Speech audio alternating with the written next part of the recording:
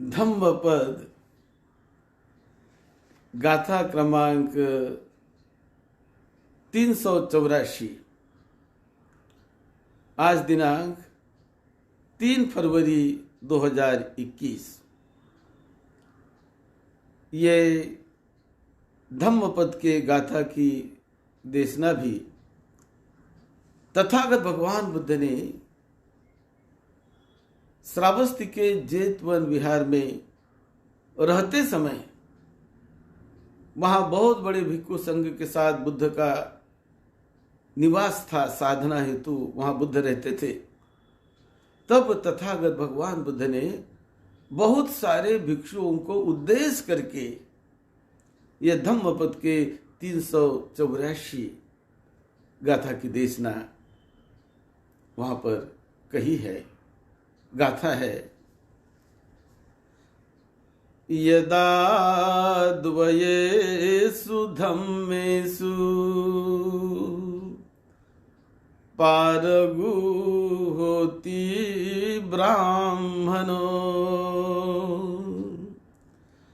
अथ सब्बे संयोगा अथं गच्छन्ति जानतो अथ सब्बे संयोगा अथं गच्छन्ति जानतोति।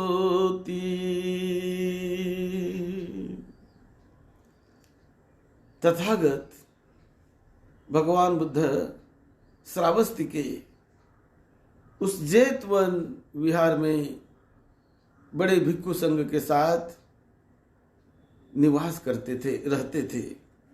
और उस समय एक दिन ऐसा हुआ कि श्रावस्ती के उस जेतवन में जहां वहां से इधर उधर से करीब 30 भिक्षु वहां पर आ गए और 30 भिक्षु आकर उन्होंने सर्वप्रथम अरहत सारिपुत्र से मुलाकात की। वो सारिपुत्र को मिले और अरहत सारिपुत्र, ये तो तथागत भगवान बुद्ध ने उन्हें धम्म सेनापति के नाम पर उनको नियुक्त किया था। बुद्ध के बाद ऊंचे धम्म को जानने वाले कोई हो तो अरहत सारिपुत्र, इस प्रकार का उनका दर्जा था। तो ये जो बाहर से आए हुए 30 भिक्षु जहां वहां से जिधर उधर से आए थे, उन्हें दिशावासिक भी कहा जाता था। तो ऐसे भिक्षु जब सारिपुत्र को मिले तो अरहत सारिपुत्र ने जान लिया इन लोगों का अरहत भाव, ये अरहत बनने के सन्निध है, अरहत बन जाएंगे। ऐसा जानकर अरहत सारिपुत्र ने इन सभी भिक्षुओं को तथागत भगवान बुद्ध के पास वो ले गए और सबको बुद्ध के पास ले जाकर वहां पर बुद्ध को प्रणाम किया, वंदना की। और बुद्ध को प्रणाम करके सारे 30 भिक्षुओं को एक कतार में बिठाकर, बुद्ध के सामने बिठाकर अरहत सारिपुत्र ने ही बुद्ध को प्रश्न पूछा। और प्रश्न पूछा बुद्ध को कि भंते, आप द्वारा दिए गए 2 धर्म कौन से हैं? कौन से 2 धर्म की आप देशना करते हैं? ऐसा प्रश्न सारिपुत्र ने बुद्ध को पूछा। सारिपुत्र भी जानते थे, लेकिन बुद्ध को पूछा कि कौन से 2 धर्म की आप देशना करते हैं? तब बुद्ध ने उस प्रश्न का उत्तर दिया। बुद्ध ने कहा, शास्त्र ने कहा, मैं 2 प्रकार के धम्म की देशना करता हूं। एक है समथ धम्म की देशना यानी समर्थ मार्ग, अपने चित्त को निर्मल करने के लिए समर्थ की देशना, और दूसरी है विपश्यना की देशना। ये विपश्यना नाम से मैं दूसरी देशना देता हूं और समर्थ नाम से देशना देता हूं। इस प्रकार दो प्रकार की देशना बुद्ध द्वारा दी जाती है। ये सभी 30 भिक्षुओं को तथागत बुद्ध ने अरहत सारिपुत्र ने पूछे हुए उस सवाल का जवाब देते हुए बुद्ध ने कहा कि दो प्रकार की देशना जो मुक्ति के मार्ग में सहायक होती है, एक है समर्थ ध्यान भावना जो आनापान सती से शुरू होती है, और दूसरी है विपश्यना, जो विपश्यना यानी अपने शरीर को, शरीर के पंच स्कंधों को, अपने मन को, चित्त को, शरीर को एक विशेष रूप से अंतर्मुखी होकर देखने का जो रास्ता, जो मार्ग, कि जिसे देखते देखते, जानते जानते ये चित्त उन शरीर के बंधनों से, संसारों के बंधनों से, विकारों के बंधनों से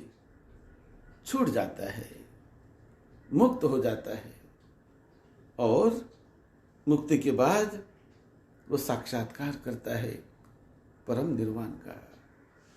तो इस प्रकार ये दो प्रकार की देशना बुद्ध द्वारा दी जाती है।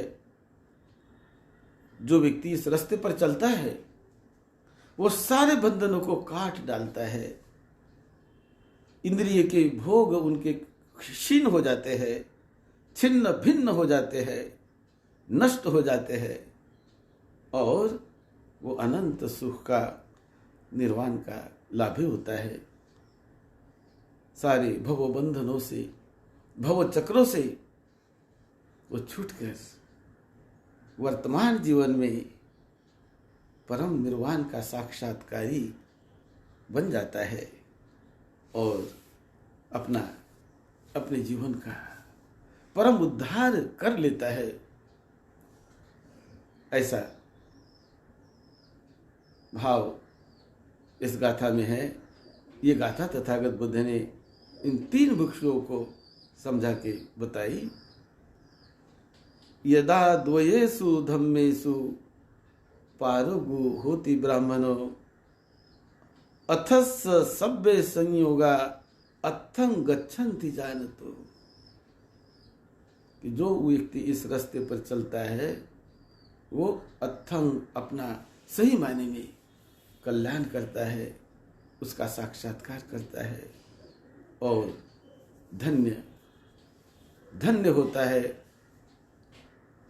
उस परम निर्वाण के साक्षात्कार से। मनुष्य जीवन धन्य धन्य होता है। ये बात तथागत बुद्ध ने इन 30 भिक्षुओं को समझा के बताई, और जब ये बात उन्होंने सुनी तो 30 भिक्षु अरहत बन गए। जो सारिपुत्र जानते थे ये अरहत बनने के सन्निध है, उसके नजदीक पहुंच गए हैं, और इसीलिए बुद्ध के पास वो ले गए। बुद्ध ने ये गाथा कही और ये सुनकर वो अरहत बन गए। जीवन धन्य हुआ, कल्याण हुआ उन सभी का। आप सबका भी सद्धर्म के रास्ते चलकर कल्याण हो।